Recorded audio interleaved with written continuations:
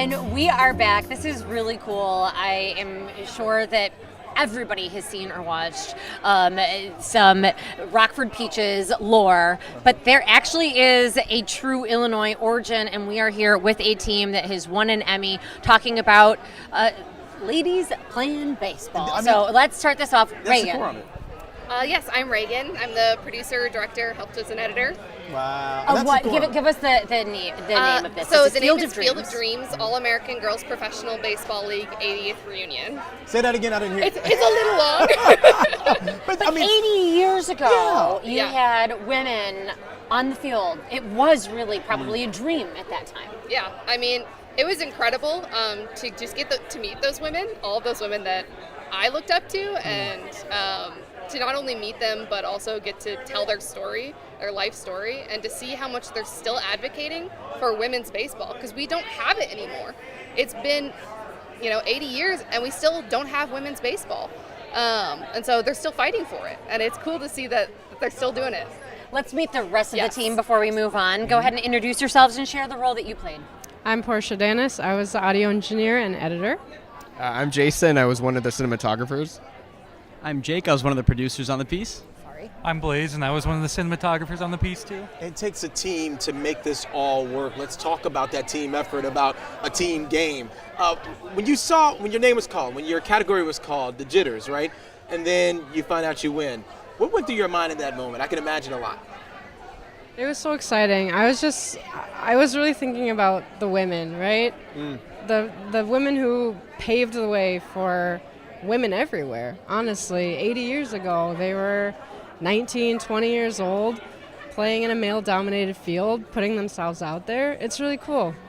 And there are not that many people who are able to even share this story still today. Sure, you can watch a league of their own, but it's a different thing to hear from players who took to the field and I'm guessing maybe had some daring stories to tell about making that choice. Yeah, I mean, it wasn't easy. There's a lot of women who had never done this before in a professional league. They're playing at the Cubs Stadium. It was a lot of pressure, but they didn't realize it because they were just there to play baseball. And unfortunately, many of them have passed. And there's only 11 known players left here with us. And to get to meet them and get to interview them was just incredible. Why tell this story now? Yeah. What was that? Why tell this story now? I think it's still relevant. It's still a relevant story, and its history of women's sports is incredible. I mean, they paved the way. Tell the story before, it's too late. These women, a lot of them, we talked to them, and they were like, we don't really get the chance to tell our story. And if we're going to do it, we're going to do it now. So, one of the women that we interviewed passed, Dr. Sister Tony. She's a nun, doctorate, and a professional baseball player.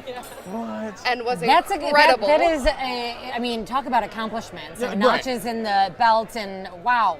She was one of the sweetest and now part people. of an Emmy team in a sense. Yeah, I mean, I do, dedicate it to her. She was incredible to work with and was so caring and loving, and I believe she said something along the lines of, I wanted to tell my story so badly because I know I don't have much time left. And so I feel very grateful that we got to do that.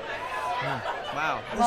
It's one of those stories that just gives you chills a little bit when you hear about it and the history about it and the people who are sharing the story, because they don't want that history to get lost. As a mother of a daughter and thinking about how much girls have to fight for that chance still today, but how much they did particularly 80 years ago when it was. I mean, I wouldn't be here, being able to accept this on a stage. And of course the women would never take that kind of credit, but you deserve it, and you own it, right? They paved the way to let us be able to go on the stage and accept awards and host events, and I mean, it's incredible. It's huge, and it feels good, I can imagine.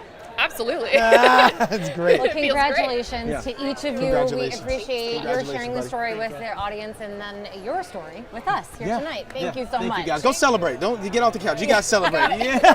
Thank you guys. Pleasure to meet you. Thank you. Thank you. We hear so many of these stories all the time. Thank you so much. And you look great, by the way. I just got to, come on now. Thank you. We hear so many of these stories. I think it's important to bring home the fact that people at home can relate to them. They may not watch news often, they may not watch documentaries often, but